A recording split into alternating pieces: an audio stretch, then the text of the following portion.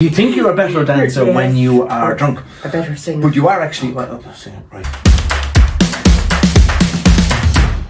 Have you ever considered going for a month without alcohol and watching what that would do to your body? We're the happy headers, and we're going to be looking at the benefits of alcohol and a life with no alcohol. Yeah, because it'd be easy enough to talk about the benefits, but everybody knows there's a downside to it. And I saw online, it was a while ago, with pictures of people who, when they were drinking regularly, what they looked like, and then they had stopped for 12 months, not just 12 months, and you could see how their faces changed and the whole physique had changed. It wasn't that they were in the gym every day as opposed to being in the pub, but their bodies had kind of repaired. And they looked a whole lot younger and better and brighter. But I think that's if you have a problem with alcohol and you're drinking alcoholically. You know, if you're obviously like overdosing yourself with alcohol, not overdosing anything, you're not going to look great. It's the thing. But like we have like dry November or dry January. And dry November was so that you save up the money so that you could have money to spend at Christmas. Lent, you know. Yeah, Lent. Repent. Yeah, and all that. And it was seen as a suffering, wasn't it? Yeah. A penance that you had to do. You have to suffer the marriage for a whole month, you know, and listening to him complaining and giving out about his man flu, and then finally at the end of it you can drink again. It's great. It's fucking great. You don't feel any more. You're supposed to be talking about the advantages of not drinking. I haven't drank in almost a year. Woo! Go on, Paul. And it's for health reasons. And I really found a change in that year. One of the things, I had changed my diet as well, is that I lost weight. I wasn't looking to lose weight, but I'm different.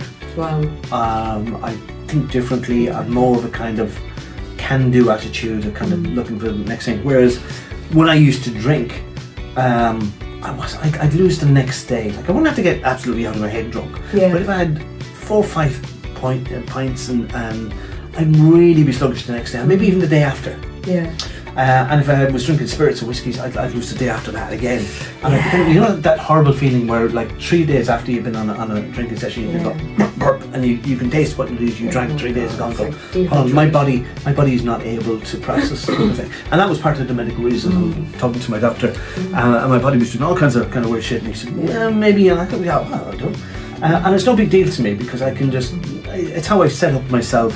My mind, and even using hypnosis, I can just tell myself, I'm not going to bother doing this, and I'm not going to bother doing it. Yeah. It's not that I have to try to persuade myself. Yeah. I'm not going to bother. It's a bother. It's bothersome to drink. It's funny, isn't it? Because once you make up your mind to do something, you can do anything. Like it's not an issue. Like even being addicted to things like drugs or nicotine or alcohol or whatever, you can actually stop completely. Like you go cold turkey and go through that. Yeah, Alan Carr. He's amazing. Yeah, he got me off the vape thing. Yeah, I read his book, and got hundreds of thousands of people off smoking. But although he's passed on Alan Carr, his institute, his business is still producing material and still running courses. And there was a book on alcohol. I listened to an Audible a couple of years ago, and it was talking about the fact that alcohol it's fermented, it's rotting vegetables. You go, it's rotten fruit. That's what it is. Yeah. And he said that it's poison, and your body naturally rejects poison. But we even have this phrase like, "What's your poison?" Oh yeah, what's your poison? What's your poison? It's so and true. It poisons the body, and if you continually bombard the body, poison it, something gives. Your body just can't take that kind of abuse all the time. So I'm not anti-alcohol, anti-drinking, but it's because it can be good to let off steam at the weekend, to release a pressure valve and stuff like that. But you don't actually need it, because I still relax at weekends and release the pressure valve and do other things. But we can be conditioned to feel that you must go out. It's a weekend. This is what everybody else is doing. Your friends, they're all out there. I couldn't stand that. Because it's such it dehydrates you as well. And when you're drinking then as well, it turns the volume up the next day. If you drink when you're anxious, the next day it turns the volume up on that. Yeah. You're going to feel way more anxious. Or if you drink because you're sad or angry or anything, I just think it adds to that. It turns up the volume on all of those things. Yeah. Whereas if you take a few drinks and if you drink normally, then it's fine. But if you're anything like me, and you know, I'm somebody who nearly can't stop drinking when I start, so I tend to avoid it. Yeah. I'm fucking better off without. But I can have a great night without drink. Oh, you're as well. just naturally giddy. I am, Hyper. you know, and I'd have great crack, like, and I'd get out and I'd be the first one on the floor, you know, and I just have great fun. Like, I don't see the point in having to need it to have fun. So, a hangover is where your body, your brain is dehydrated. Your brain, if you think your brain is mostly made of water and fat, it's kind of it's like frog spawn. Kind of a mass of it. It's very wet. Brain now, it's mushy. So when you get dehydrated, that kind of shrinks and it dries out, and that's why it's so hard to function the next day when you have a hangover. It's a horrible headache. Yeah, I actually came across the origins of the word hangover. Did you? Yeah.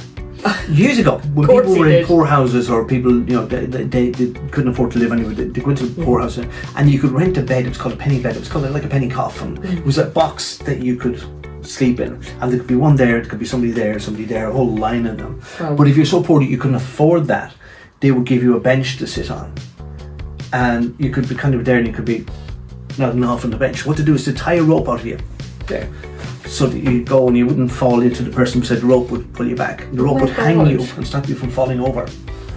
And this is where the word hangover came from. Very fucking concerning. Yes.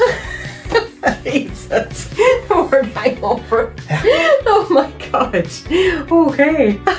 Do you suffer with hangovers, guys? Let us know in the comments down below. Suffer with hangovers, but no, they don't. Not everybody drinks excessively, in fairness. There are people who can moderate themselves. If you are like you or like me, I can be a lunatic without alcohol or just messing, and it seriously increases your ability to dance when you haven't got alcohol. Like, you think you're a better dancer when you are drunk. A better singer. But you are actually right. Yeah. Yeah. Don't Jesus Christ. Yeah. Is there video footage of you on the internet there somewhere? Oh God, I hope not. People will be googling it. Hope not recently, anyway. There could be. Sean Leijen singing. There could be. Oh, Again, I can blackmail you with that. Let us know. Have you ever done a month or a significant amount of time without alcohol? Yeah. And have you benefited from that? And if so, how? Talk to you soon. We look forward to your comments, guys.